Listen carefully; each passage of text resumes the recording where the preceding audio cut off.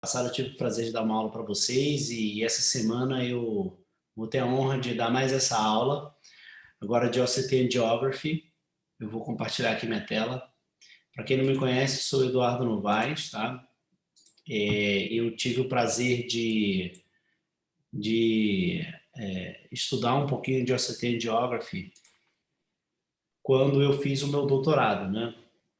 Então, deixa eu só botar aqui.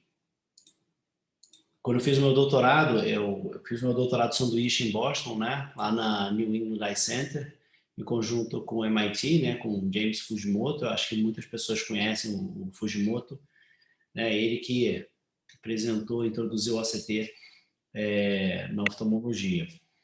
E eu comecei a utilizar essa tecnologia lá em 2014, quando ele começou aqui no Brasil, e a gente não entendia absolutamente nada.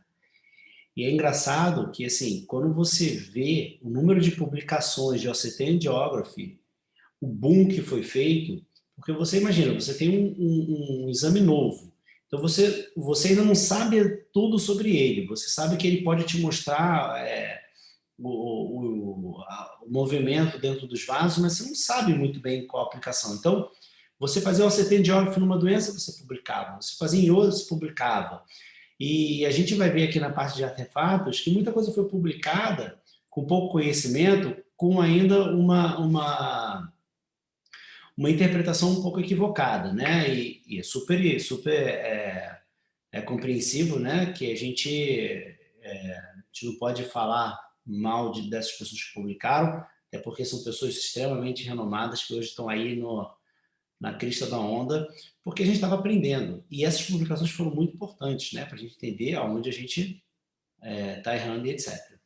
Então, eu vou ter o prazer de apresentar para vocês o Ascendant Geography, essa aula. Eu acho que alguns talvez já tenham assistido essa aula na primeira vez que eu apresento, mas acho que é sempre bom rever, tá? Então, vamos lá. Bem, vocês tiveram essa introdução, então eu vou passar rapidamente na semana passada o OCT, que revolucionou, né,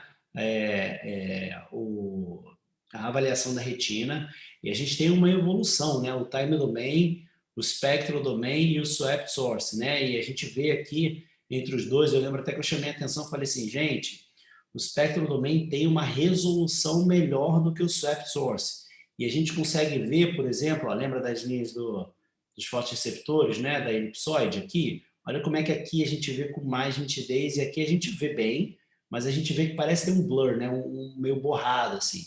Mas olha a diferença que eu falei para vocês na outra aula, é que o swept source, ele tem um comprimento de onda maior e, consequentemente, ele consegue penetrar mais. Então, olha como é que a gente vê a coroide muito melhor aqui, ou como é que o sinal, a distribuição está muito melhor, porque aqui a gente está bloqueado, né?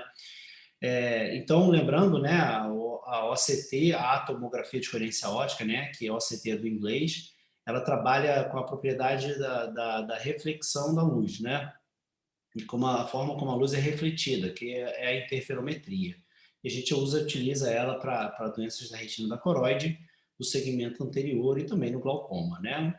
E lembrando, né, que tem a resolução de profundidade, então eu não vou ficar muito tempo nesse slide, isso aqui a gente também falou na semana passada, que quando a gente tem a aquisição da OCT, da imagem da OCT, a gente tem um cubo de imagem, né? Um cubo. E a gente pode avaliar esse cubo em cortes verticais e horizontais, que são os transversais, né? Que a gente chama. A gente pode ver ele no anface, que é visto de cima, né? Toda imagem vista de cima é uma imagem anface, né? Uma retinografia, por exemplo, é um anface. E o alface pode ser tanto estrutural, que é importante a gente lembrar esse termo estrutural, porque a gente tem o angiograma alface, que é isso aqui, tá? E o estrutural ele é importante porque você fala, eu estou avaliando o OCT Angiography, eu não preciso me preocupar com a alface estrutural. Isso é errado. É muito importante você utilizar uma alface estrutural, e eu vou mostrar mais para frente por quê, tá? E a gente tem também uma avaliação em 3 dimensões. A gente utiliza pouco isso, né? Nosso TDOF a gente acaba até utilizando um pouco mais, mas ainda não é tão utilizado.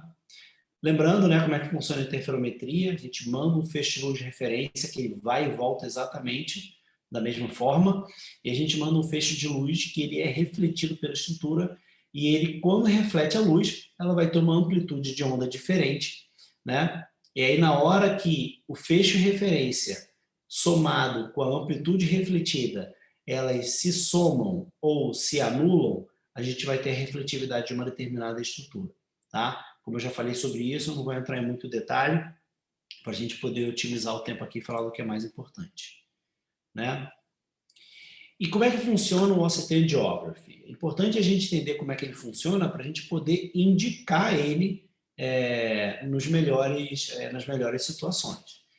Então, o que acontece? O OCT Geography ele parte do princípio de que a retina ele é um tecido que não tem movimento, estacionário, como a gente fala, né?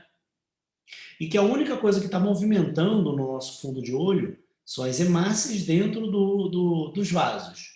Então, o que ele faz? Ele tira uma foto, depois ele tira outra um tempinho depois, né? A foto é a aquisição da imagem do OCT, e aí ele compara a primeira com a segunda imagem. E aí ele vai ver o que mudou entre a primeira e a segunda, e ele vai virar e falar assim, opa, aqui tem um sinal de decorrelação, ou seja, um sinal que não está correlacionado, que está diferente um do outro, e aí isso, o que acontece é o movimento das hemácias, né? Quem é que está mexendo é o movimento das hemácias. Então, só para vocês entenderem, imagina que a retina é essa paisagem e a hemácia é esse rapaz aqui que está caminhando. Então, a gente faz o primeiro corte, que a gente vê o corte B1, né? Tirou a foto do rapaz lá. E aí a gente dá um tempinho, deixa o rapaz caminhar um pouco e tira uma segunda foto. E aí a gente compara, né? Que vê que o fundo não mudou, porque o fundo é parado, e a gente compara o que mudou na foto. E a gente vai ver que o rapazinho aqui, ó, como é que ele está maior. Foi a única coisa que ele mudou entre uma imagem e outra. Então esse aqui é o sinal de decorrelação. Então ele interpreta que a paisagem é a nossa retina, é o fundo, e o rapaz são as hemácias dentro do vaso. Ficou claro? Então, a gente faz um scan, e aí ele vai analisar todas as estruturas. Depois ele faz um segundo scan. E aí, a gente consegue perceber aqui, ó, que nesses dois quadradinhos, a gente teve uma diferença de sinal. Todo o resto ficou parecido. Então, ele esquece todo o resto e sinaliza o sinal somente nesses dois pontos, tá? Que é o sinal de decorrelação. Então, aqui ele detectou um movimento e aqui ele detectou um movimento, tá bom? E aí você vai virar e falar assim, mas como é que eu vou diferenciar a profundidade na OCT? Essa é que é a beleza do exame. Ele é um exame em 3 dimensões. A gente vai conseguir diferenciar isso. A gente só precisa falar para o software, falar para o aparelho a camada que a gente quer. E isso a gente vai falar daqui a pouquinho, tá? Então, a gente consegue ver o movimento das hemácias. Na hora que tem o movimento da hemácia, ele gera um sinal positivo e a gente ainda consegue ver a profundidade onde esse sinal teve o ponto positivo. Beleza? Uma outra grande vantagem do OCT Geography os aparelhos é que eles são multimodais. Quando eu falo multimodalidade, eu não estou falando que ele está batendo uma retinografia junto com um OCT Geography, junto com uma biometria, nem nada. Eu estou falando somente do OCT. O OCT ele tem uma modalidade transversal, anface estrutural, anface angiográfico e sinal de decorrelação. Então aqui, ó, anface angiográfico, anface estrutural, B-scan, e esses pontinhos vermelhos aqui é o sinal de decorrelação sobreposto no OCT transversal. Então isso tudo, essas imagens, quando a gente bota junto, isso é uma multimodalidade, tá? Então a gente interpreta o OCT com várias outras imagens e isso adiciona informação na hora que a gente está avaliando o paciente. Muitas vezes você consegue avaliar um paciente sem mesmo ver o fundo de olho com o OCT, né? Desculpa, pessoal, deixa eu só... E aí, por exemplo, um paciente com DMRI. O DMRI, quando a gente faz um OCT, a gente consegue praticamente todo o panorama do paciente, né? É claro que na nossa análise clínica, né, até para a gente ter uma análise crítica e orientar o paciente, a gente faz outros exames, como fundo de olho, uma retinografia, uma autofluorescência, mas a multimodalidade do OCT ele permite com que a gente avalie o paciente de uma forma muito boa, tá? Então, dando sequência, ele é um exame multimodal. E, além disso, ele tem uma resolução de profundidade, né? O que isso quer dizer? A gente consegue navegar entre as diferentes camadas da retina e ver a análise angiográfica de cada uma delas, né? A gente sabe que os plexos retinianos eles são separados em plexo superficial, plexo profundo e, mais recentemente, a gente viu que tem os plexos intermediários, né? A retina e a coroide também. A gente tem a coroa capilar, camada de Haller, de Sattler. Então, a gente consegue diferenciar isso através do OCT angiográfico. O que a gente, na angiografia fluorescente, a gente não consegue. A angiografia fluorescente ela até pode ser um exame realizado de forma tridimensional, mas aí você precisa, acho que quem já fez o curso da USP, né, de OCT, de imagem da USP, já viu da Juliana Orefes, uma aula em que ela consegue mostrar a angiografia em 3 dimensões. Mas aí você tira uma foto de um ângulo, tira uma foto de outro, e aí na hora que você junta as 2 imagens, você pode ter aquele efeito de 3 dimensões. Mas isso não é tão prático, não é tão no nosso dia a dia. O acidente de álcool a gente faz isso em questões de segundos. Então, quem não está acostumado não vai saber se, por exemplo, essa alteração, essa hiperfluorescência na angiografia está na retina ou está lá no EPR ou abaixo do EPR, etc. Então, o acidente de álcool ele tem essa facilidade.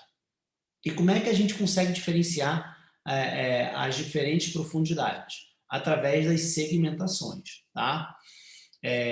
A segmentação nada mais é do que a gente tem uma linha de perfil anterior, uma linha de perfil posterior, e eu falo para o aparelho, eu quero que você me mostre o sinal que está dentro dessas 2 linhas. Isso é uma segmentação.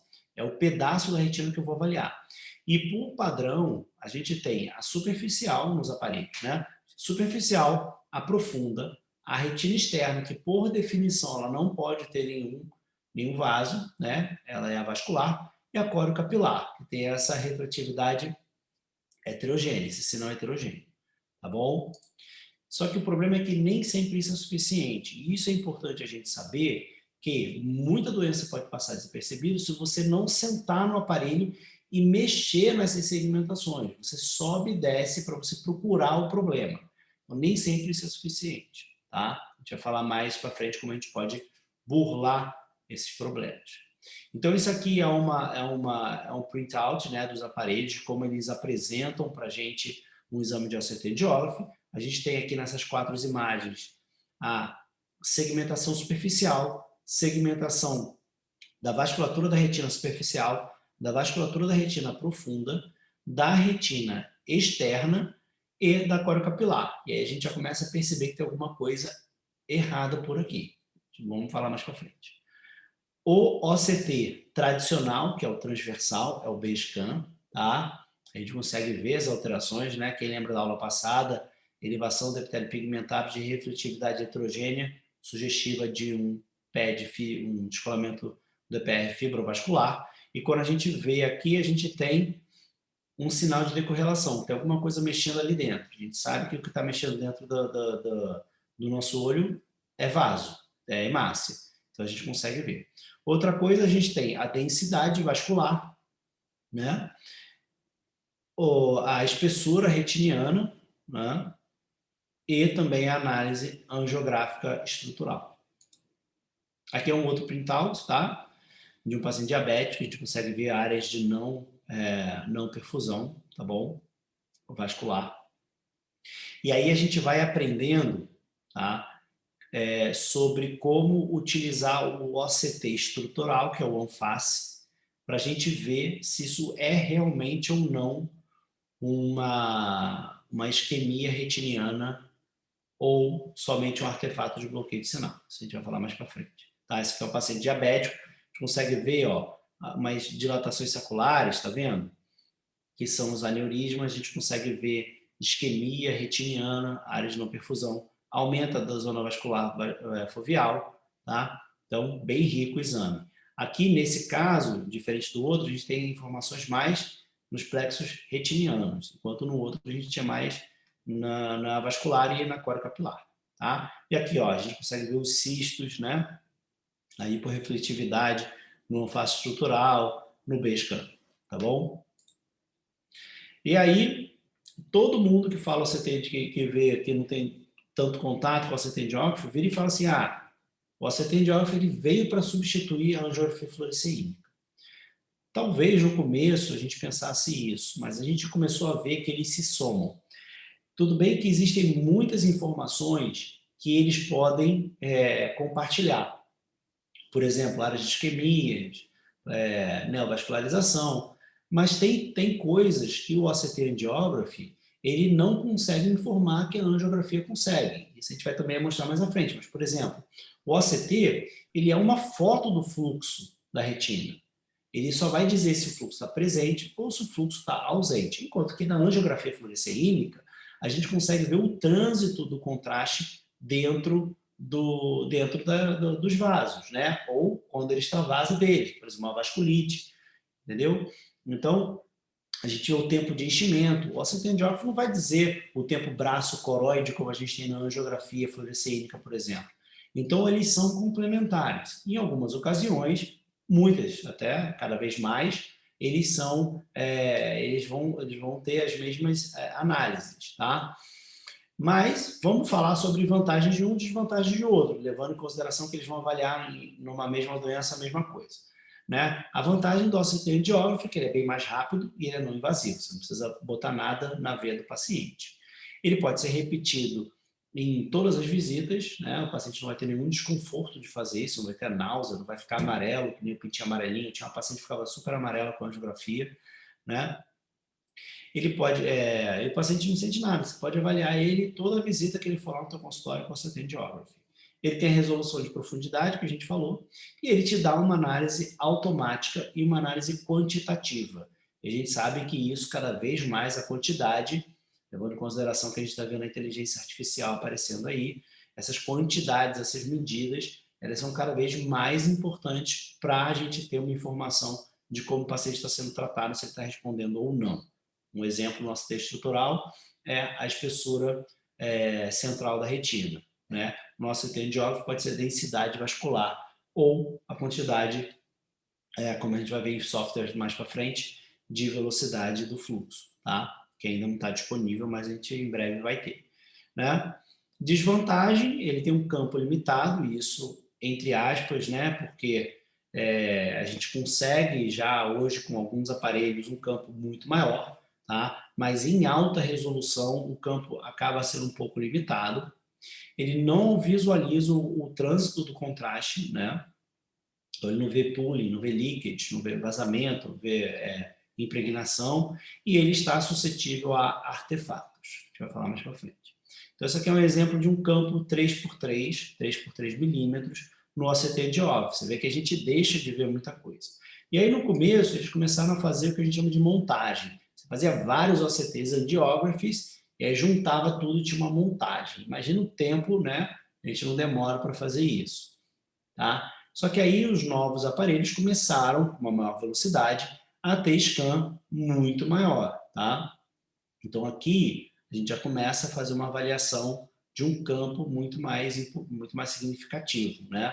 Já podendo ser comparado à angiografia fluoresceínica. Inclusive, já existe um estudo mostrando que um OCT angiógrafo de 12x12 ele tem a mesma sensibilidade de achados numa retinopatia diabética do que uma angiografia de grande angular, que é o Califórnia, né? Aquele que faz, imagina. Porque geralmente você tem achados, claro, o OCT angiógrafo não vai até a mesma periferia que o Califórnia, mas muitas vezes você tem achados que vão estar por aqui, onde o OCT angiógrafo vai te mostrar. Então, ele tem uma sensibilidade, né? Fora os achados indiretos que a gente sabe que existem.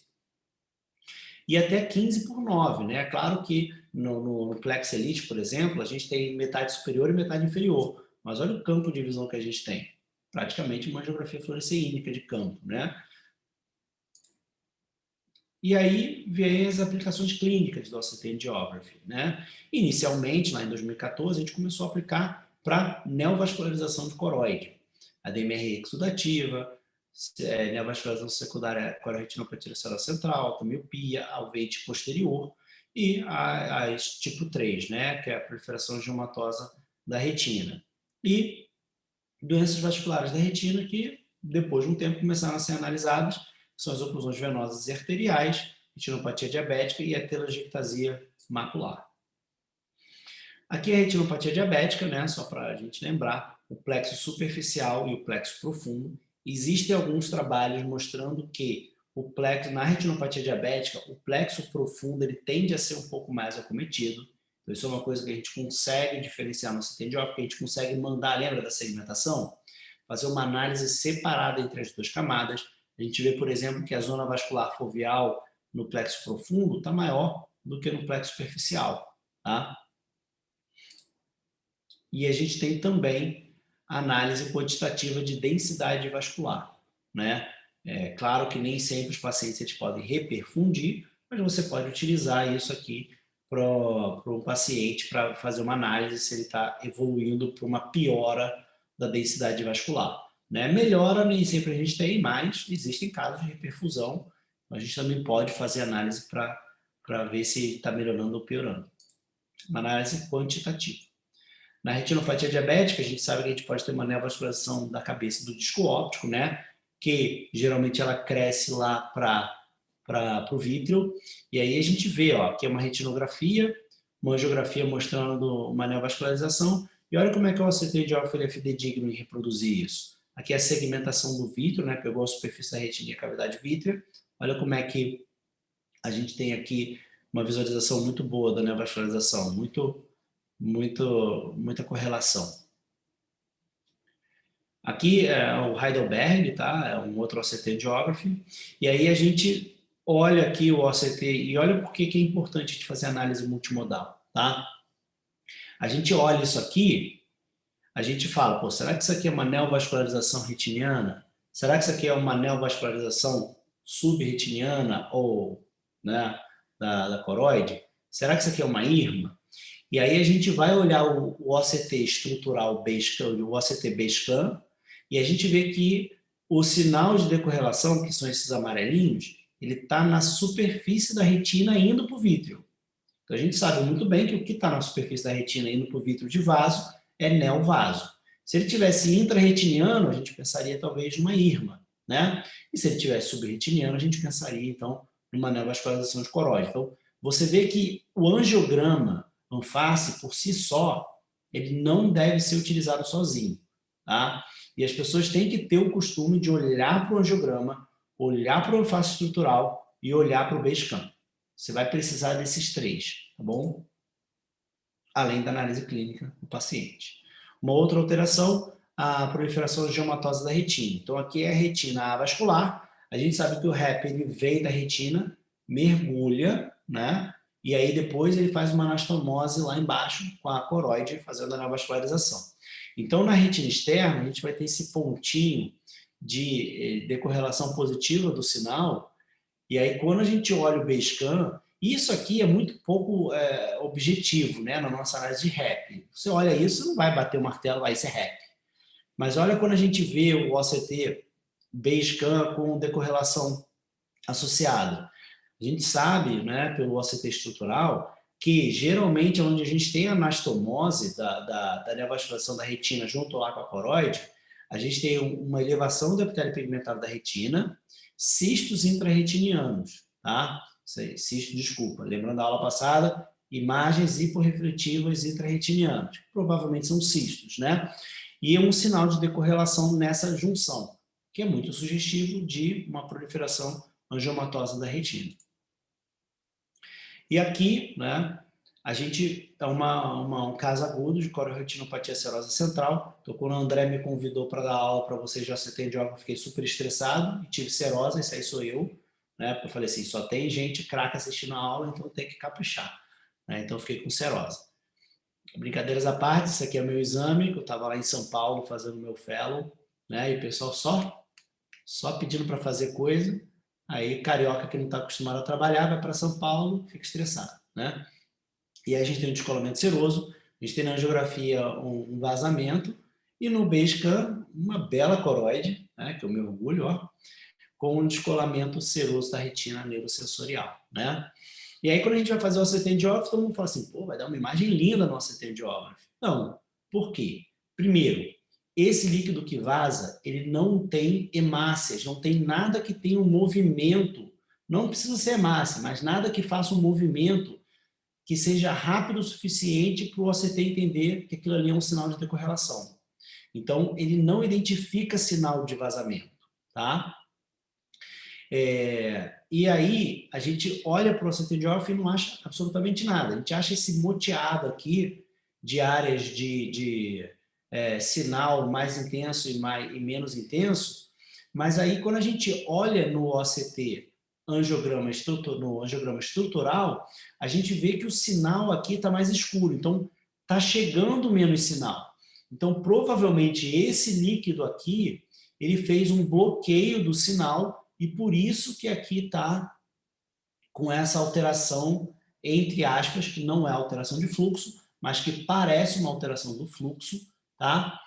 Quando na verdade não é, é um bloqueio do sinal. Aqui é a mesma coisa, tá? Você vê que o OCT estrutural ele dá muito mais informação do que um angiograma na serosa aguda, tá joia? Mas, por outro lado, graças a Deus, isso aí não sou eu, tá? Minha serosa era periférica. A gente tem aqui um paciente com moteamento do epitélio pigmentado da retina, que nos exames contrastados a gente tem uma hiperfluorescência que não é tão característica, tá? Se isso é um stain, se isso aqui é um vazamento, né? Uma serosa crônica pode dar uma alteração parecida nos exames contrastados. Quando a gente vê o OCT Basecamp, a gente vê aquele famoso sinal da dupla camada, tá? A BRU aqui, o EPR. E aí, quando a gente faz o CT angiography, a gente vê na retina externa tem alguma coisa aqui, mas na corocapilar a gente vê esse plexo, tá, neovascular. Aqui não me parece ser líquido, me parece ser um pouco de degeneração do fotorreceptor. Mas como você viu uma neovascularização aqui, você vai seguir esse cara de perto. Você não vai esperar e falar para o cara, não, volta daqui a um ano. Segue o cara, se o cara estiver bem, segue a cada 3 meses, se é a primeira vez, segue mensal por um tempo. Então, a gente tem essa informação. E aqui a gente também pode utilizar para tratamento de neovascularização da coroide. Por exemplo, aqui a gente tem o caso de um paciente com uma neovascularização de coroide antes dele ser tratado e depois que ele foi tratado, a gente começa a ver uma diminuição no sinal de fluxo, mantendo aqui a distribuição boa do sinal, mas a gente vê que começa a ter menos sinal de fluxo aqui da membrana, mostrando que ela provavelmente está diminuindo de tamanho. É claro que hoje a gente ainda não tem biomarcadores precisos para a gente ver atividade ou inatividade de uma membrana. A gente tem biomarcadores.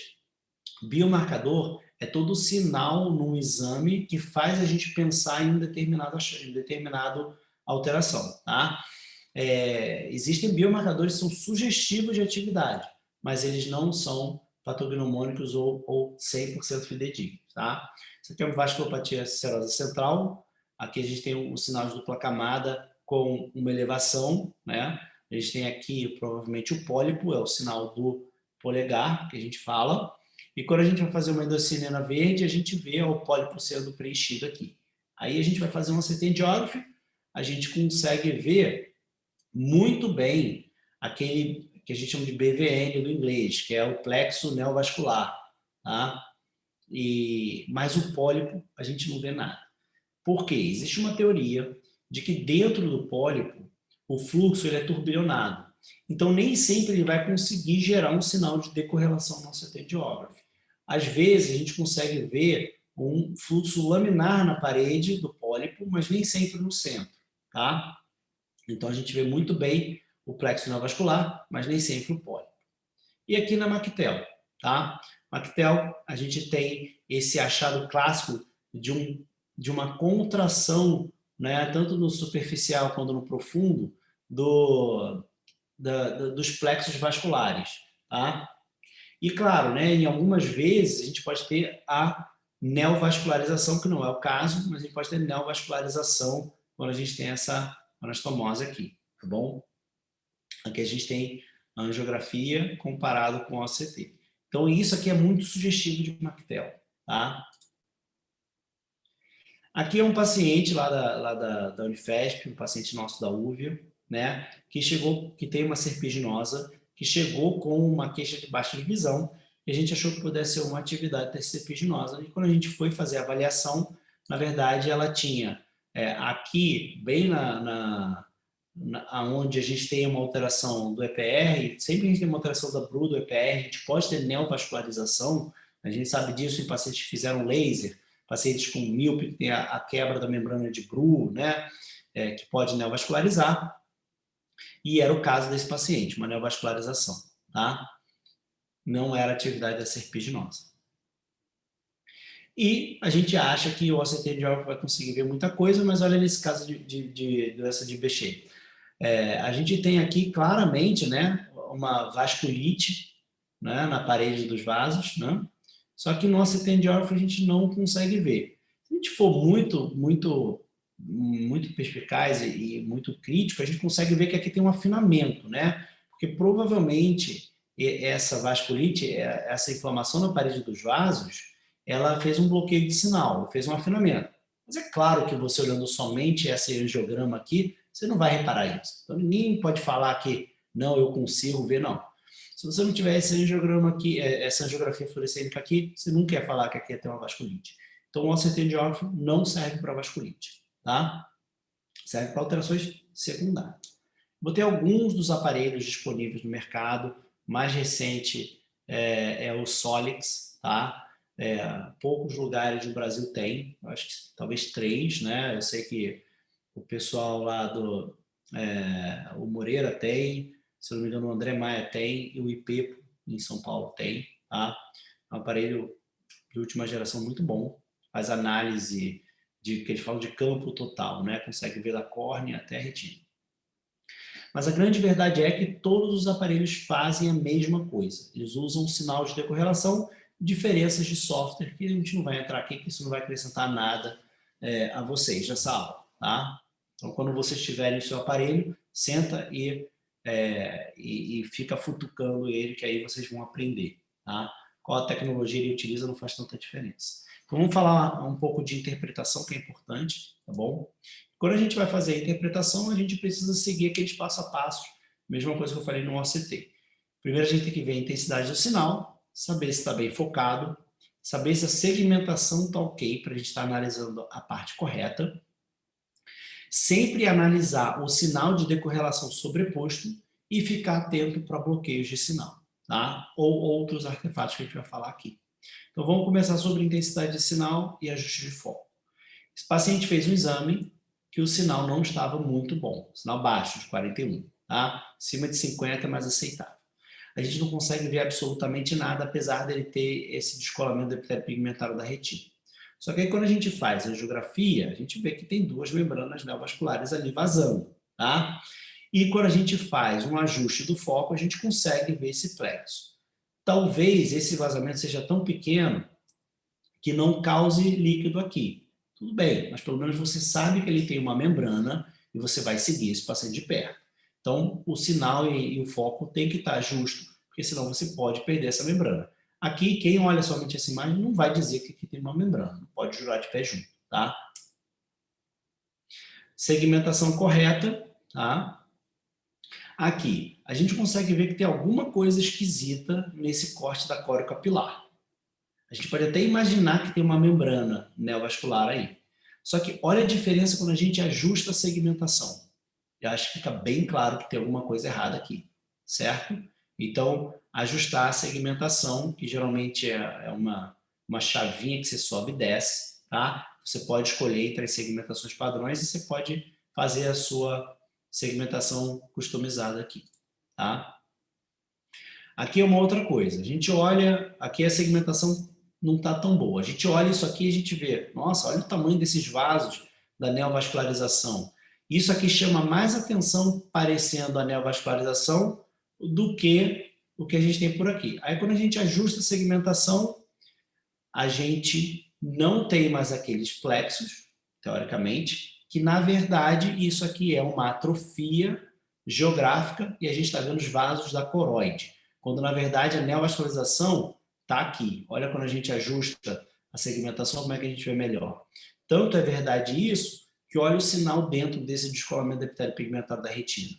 Né? Então, ajustar sempre a segmentação, tá, galera? E aqui você vê como é que desapareceu. Né? Outra coisa que a gente pode fazer, a gente pode aumentar a espessura da segmentação, para botar mais informação dentro daquelas duas linhas. Nem sempre isso ajuda, mas pode ser uma opção. Aqui não ajudou tanto, tá vendo? Ó, neovascularização aqui a gente, de certa forma, vê relativamente bem.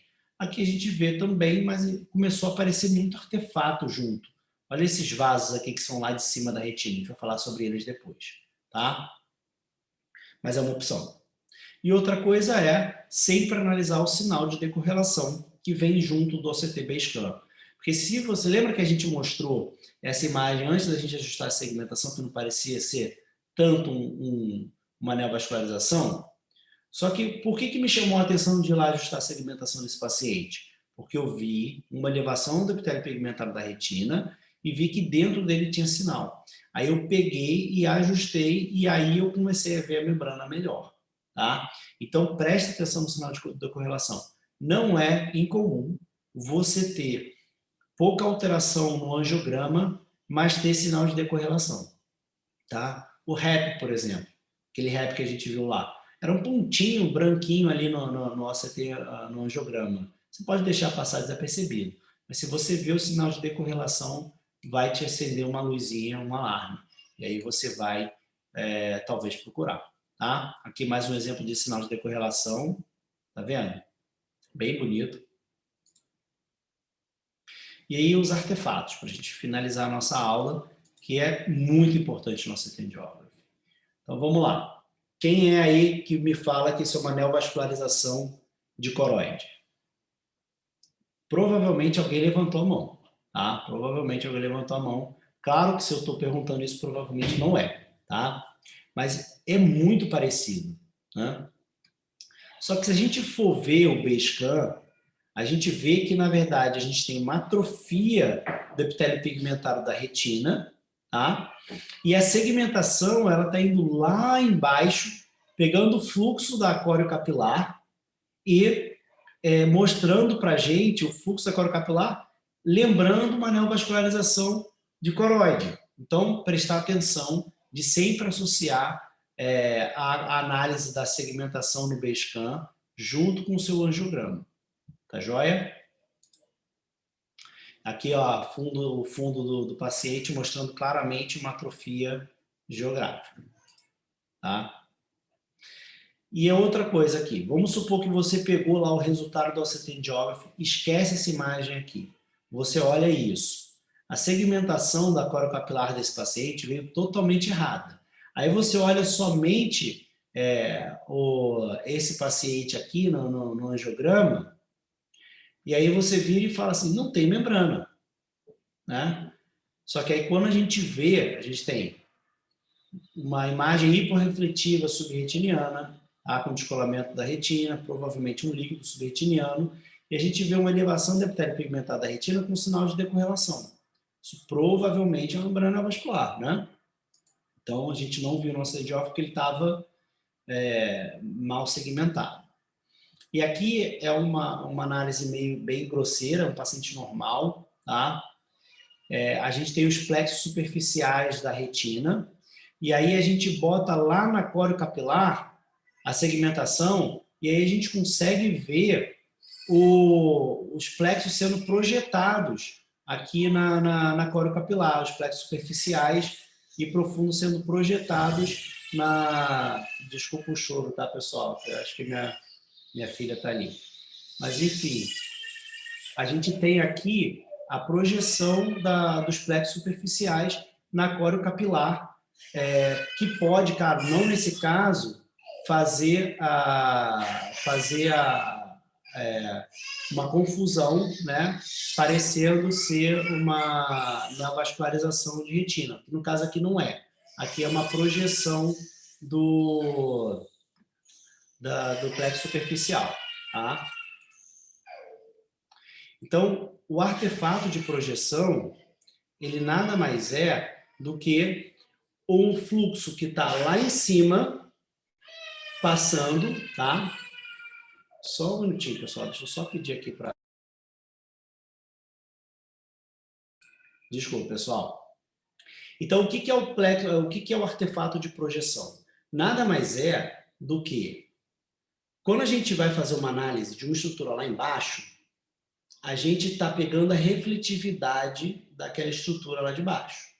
Só que a gente tem que lembrar que a luz, ela atravessa outras estruturas mais superficiais até bater lá embaixo e ser refletida, certo? E o que acontece é que, às vezes, quando ele cruza essas estruturas, aquelas estruturas têm movimento. E aí, a sombra que elas fazem lá embaixo, consequentemente, vai ter movimento também. E aí ele entende o movimento, entre aspas, da sombra, do vaso lá de cima, como um sinal de decorrelação.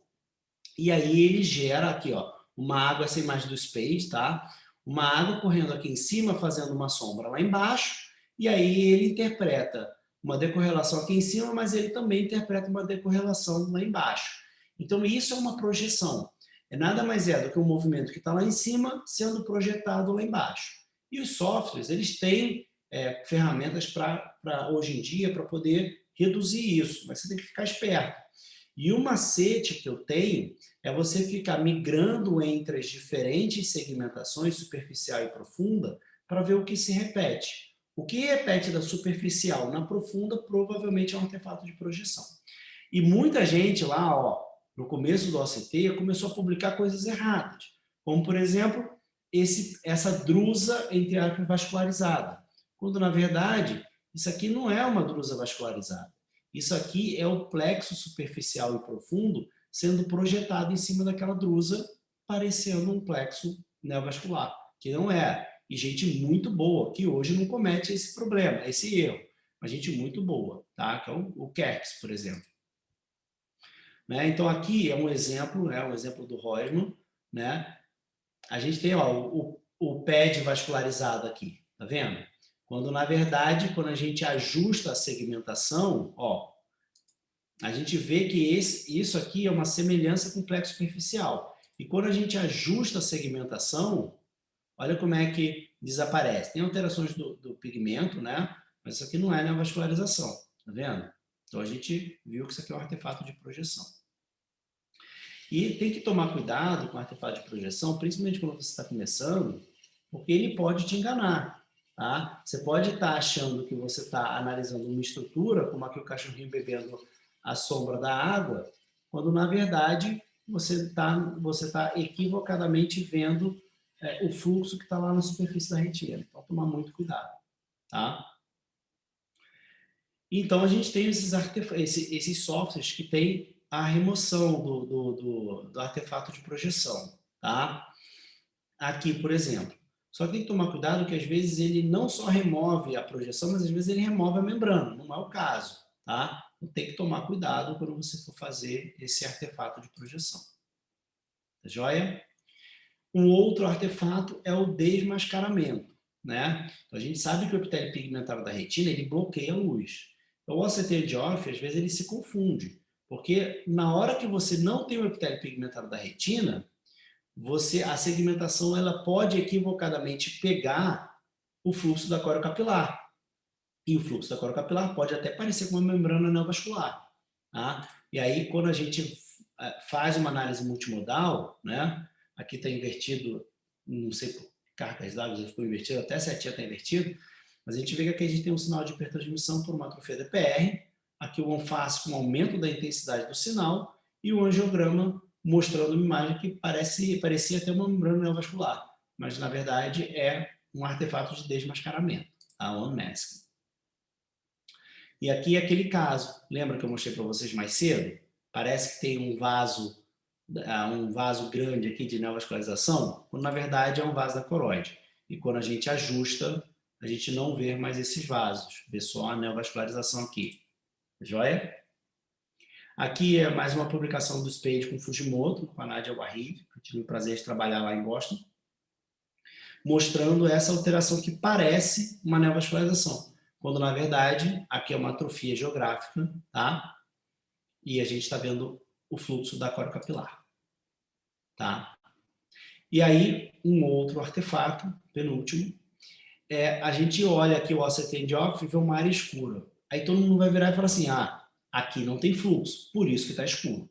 Você tem que tomar muito cuidado com essa interpretação, principalmente se você não tiver o anface estrutural. O anface estrutural, ou de intensidade de sinal, ele mostra o quanto de sinal está chegando naquela estrutura. Se o sinal está chegando bem, você pode ter uma boa interpretação. Mas se o sinal está sendo bloqueado, aqui no caso por um descolamento do epitélio pigmentado da retina, a gente tem um sinal preto, eu não consigo dizer se isso aqui é o sinal que não está chegando ou se não tem fluxo. Se aqui tivesse tudo clarinho, como aqui, por exemplo, e aqui escuro, eu poderia dizer que isso aqui é uma alteração na perfusão do tecido, tá? No fluxo do tecido. Mas eu não posso dizer isso com esse bloqueio do sinal aqui. Então, o mascaramento é um bloqueio do sinal. Tá joia? E algumas pessoas começaram a publicar, né, mais uma vez, o Kerkes aqui, lá no começo, tá? Não me lembro exatamente o ano dessa publicação, mas falando que existia uma hipoperfusão da corocapilar numa serose aguda, querendo dizer que aquilo talvez seja a causa do descolamento. Na verdade, o que está acontecendo é que o líquido está bloqueando o sinal. E aí a gente, numa publicação mais recente, né, nossa lá da Escola Paulista, a gente mostrou que o líquido bloqueia o sinal, que a gente tem aqui ó, o anface estrutural com bloqueio do sinal, então eu não posso dizer, até pode ter uma hipoperfusão aqui, mas com isso somente eu não posso dizer que a gente tem uma hipoperfusão dos tecidos aqui, porque aqui tem bloqueio do sinal, tá?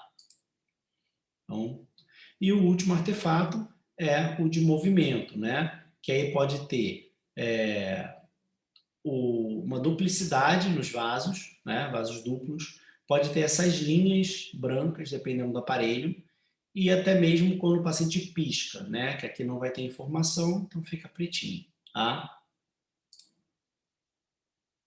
Mas existem mecanismos de correção para esses artefatos.